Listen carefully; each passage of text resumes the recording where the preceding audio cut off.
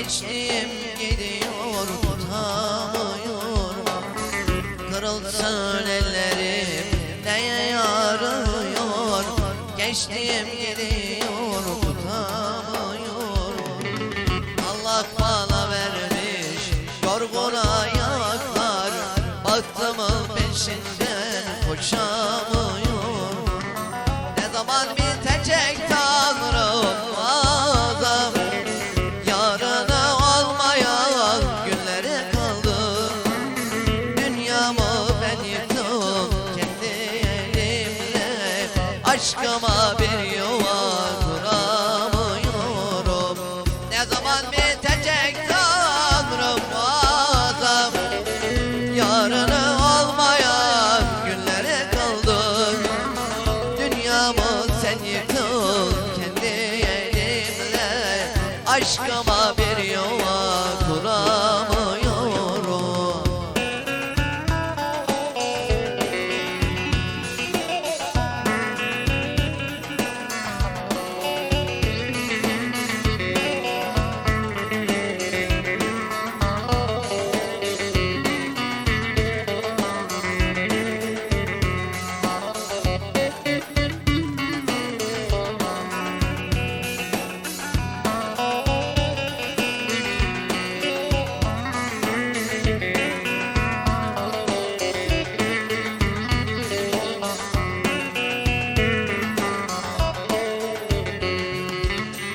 Şimdi ne dertliyim ne de bahtiyar.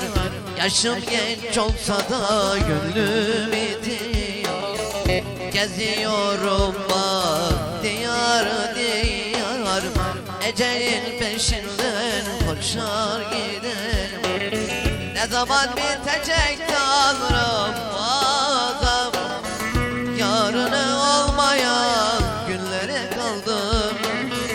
Dünyamı sen yıktın kendi elimle. Aşkımın peşinden koşamıyorum.